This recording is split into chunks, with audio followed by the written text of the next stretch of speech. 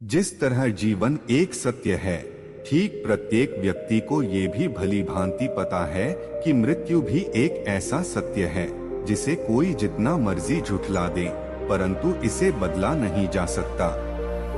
कहने का अर्थ है कि जिसने इस पृथ्वी पर जन्म लिया है, उसे एक न एक दिन अपने प्राणों की आहुति देनी पड़ती है।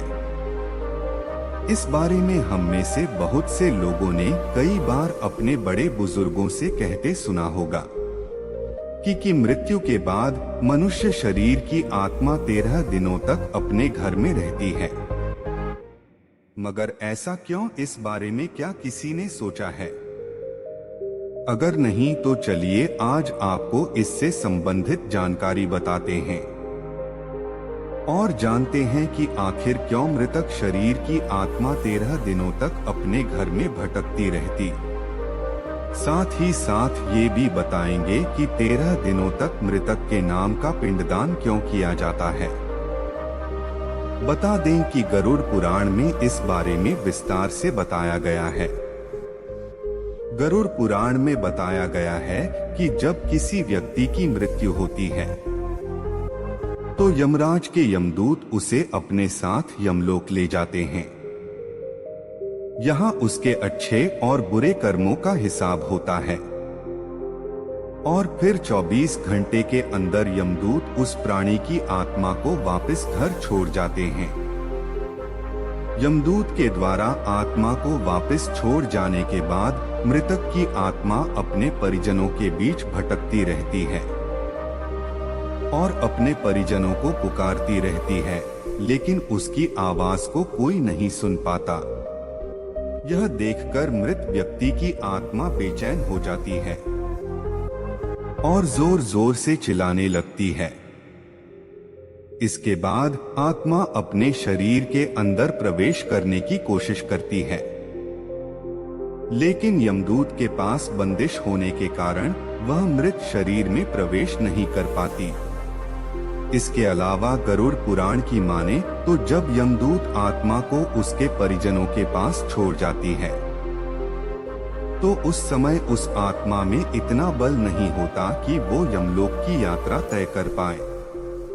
गरुड़ पुराण के अनुसार किसी भी मनुष्य के मृत्यु के बाद जो 10 दिनों तक किया जाता है, उससे मृतक आत्मा के विभिन्न अंगों की रचना होती है और जो 11वें और 12वें दिन पिंडदान किया जाता है, उससे मृतक आत्मा रूपी शरीर का मांस और त्वचा का निर्माण होता है।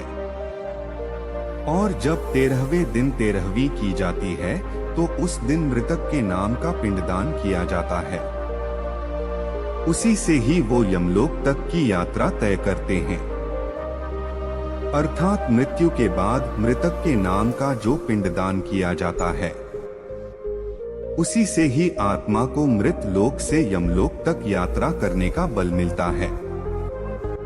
इसलिए ही गरुड़ पुराण में बताया गया है, जब किसी मनुष्य की मृत्यु हो जाती है तो उसकी आत्मा 13 दिनों तक अपने परिजनों के पास घर में भटकती रहती है और उसके बाद आत्मा मृत लोक से यमलोक की ओर निकल पड़ती है, जिसे पूरा करने के लिए उसे 12 महीने यानी कि 1 साल का वक्त लगता है।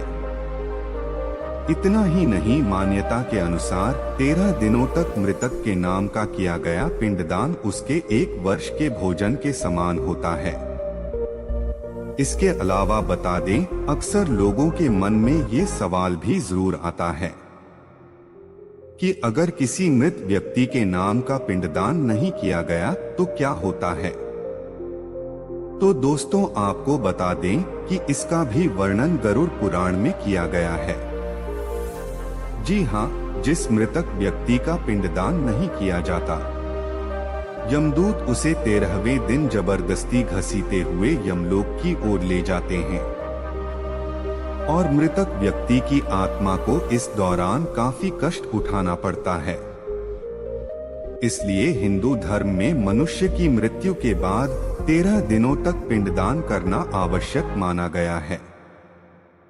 इसके अलावा आपको बता दें कि 13वें दिन परिजनों के द्वारा मृतक व्यक्ति के नाम का जो भोज करवाया जाता है, अगर वह कर्ज लेकर किया जाए तो मृत व्यक्ति की आत्मा को शांति नहीं मिलती।